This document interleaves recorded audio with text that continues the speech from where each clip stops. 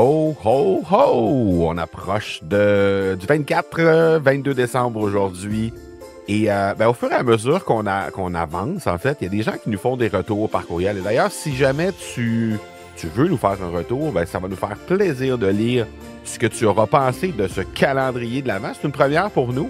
Et c'était une franche réussite. Vraiment, on ne s'attendait pas à ça du tout. Je l'ai mentionné il y a 2 jours dans l'épisode du 20 décembre. On avait à ce moment-là 1111 personnes qui s'étaient inscrites sur notre calendrier de l'Avent.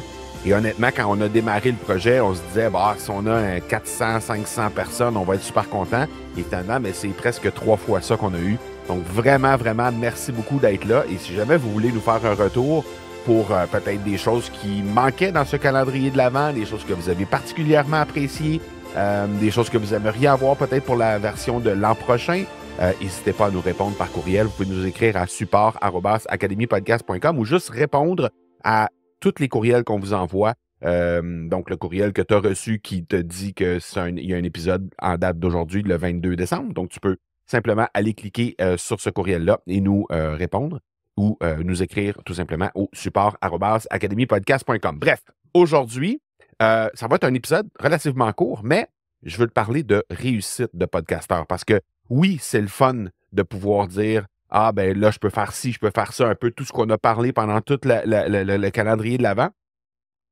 Mais de savoir qu'il y a des gens qui réussissent réellement avec leur podcast, c'est stimulant. Ils sont des personnes, les personnes qu'on a eu la chance de côtoyer dans leur parcours de podcasteur. Et ces gens-là, sont hyper inspirants. C'est des gens qui transforment les gens autour d'eux. Et ils utilisent le podcast pour le faire. Donc, pour moi, ce sont des exemples à suivre, bien sûr. Et je vais te nommer 3 personnes. Donc, la première personne que je vais te nommer, c'est Ali Braggs. Donc, c'est A-L-I-E et espace. Braggs, c'est B-R-A-G-Z. Alors, tu vas trouver dans les notes de cet épisode-là le lien vers son podcast Biohacking au féminin.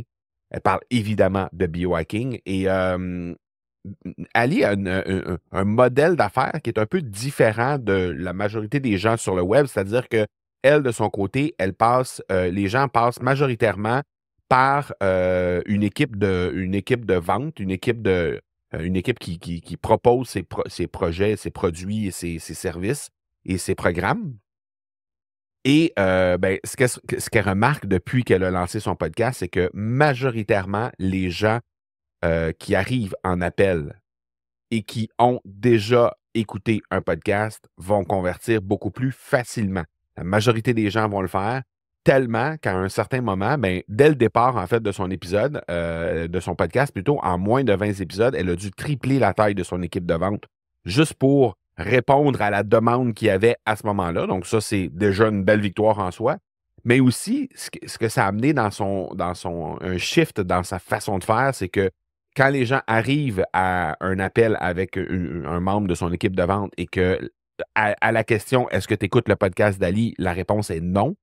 Souvent, les gens de l'équipe de vente vont fermer l'appel à ce moment-là, vont proposer à la personne, en fonction des problématiques de la personne, vont lui proposer certains épisodes de podcast pour envoyer la personne écouter des épisodes de podcast pour par la suite revenir vers eux et éventuellement peut-être aller de l'avant avec un programme de Ali. Donc, ça facilite énormément la tâche et ce que ça fait, c'est que c'est 90% de sa clientèle présentement qui passe directement par son podcast avant de finaliser une vente avec elle. Et on parle d'une entreprise qui est dans les 7 chiffres. Donc, vraiment, c'est un exemple vraiment très, très, très intéressant à suivre. Biohacking au féminin de Ali Braggs. Deuxième, c'est Anne Douchet-Morin. Ça, je pense que tu vas vraiment, vraiment apprécier cette histoire-là.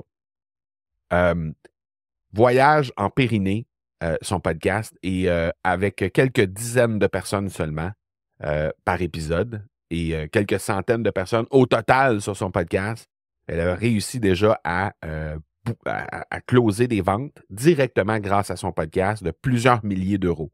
On parle de plus de 3 000 euros avec une poignée d'auditeurs. Donc, on n'a pas besoin de milliers de personnes qui viennent écouter les podcasts à chaque épisode pour être capable de générer des ventes. La preuve, c'est que Anne a réussi à le faire au début de son parcours, encore une fois, avec quelques dizaines de personnes seulement sur son podcast qui venaient écouter.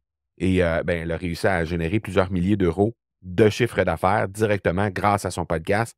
Donc, c'est un bel exemple de podcast qui est hyper niché, on s'entend. C'est Voyage en Pyrénées, elle parle un peu de son passé de sage-femme là-dedans et tout ça. Donc, c'est hyper niché comme sujet. Et malgré tout ça, elle a réussi quand même à générer des dollars avec ça.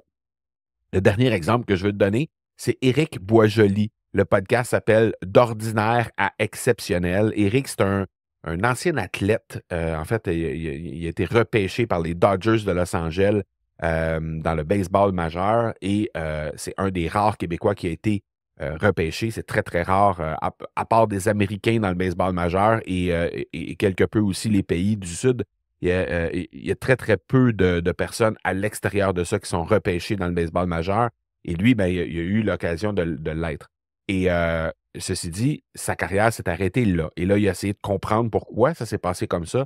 Donc, il a étudié là-dedans. Et finalement, il parle aux gens qui ont de la difficulté avec le syndrome d'imposteur, ont de la difficulté avec le développement personnel, leur développement, maximiser leur potentiel en tant que personne. Et son podcast s'appelle D'ordinaire à exceptionnel. Et lui aussi, un peu comme Ali nous a raconté, la majorité de sa clientèle présentement, lorsque les gens viennent en appel pour éventuellement devenir client de lui, lorsque les gens proviennent du podcast ou ont déjà écouté le podcast, ça facilite énormément. Donc, le taux de close qu'on appelle, le taux de vente est infiniment plus élevé lorsque les gens ont écouté le podcast à la base que pour ceux qui ne l'ont pas fait. Donc, lui aussi est en train de regarder avec son équipe de vente pour orienter vraiment les gens vers son podcast avant de finalement faire une offre à ces gens-là pour que les gens, au final, deviennent des clients.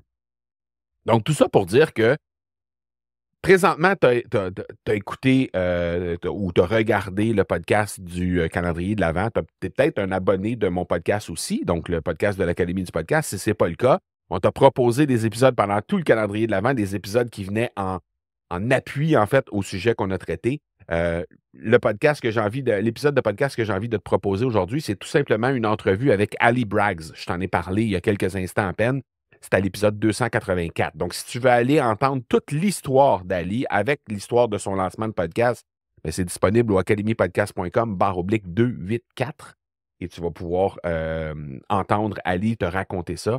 Mais incidemment, si jamais tu veux travailler sur ton podcast et que tu veux que nous, on t'accompagne là-dedans, tu peux réserver un moment avec un membre de notre équipe présentement. Donc, tu as juste à te rendre au academypodcast.com/appel, tout simplement, avoir un co-formulaire à remplir. Et après, tu vas pouvoir parler à quelqu'un, un de nos ambassadeurs. Nous, ce sont des ambassadeurs qu'on a au sein de notre équipe qui vont te dire, en fonction de tes besoins, en fonction de qu'est-ce que tu cherches exactement, voici ce qui pourrait correspondre comme ressource et qui pourrait vraiment t'aider à maximiser tes résultats et atteindre tes objectifs.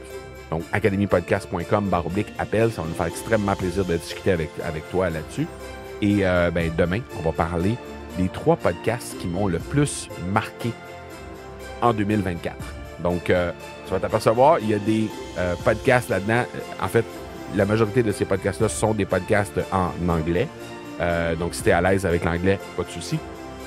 Je vais te livrer les 3 podcasts qui m'ont vraiment, vraiment aidé et impacté, je dirais même, en 2024. Et avant de faire un bilan, en fait, de l'année pour notre épisode du 24 décembre. Donc, voilà pour aujourd'hui. On se parle demain. Ciao, ciao.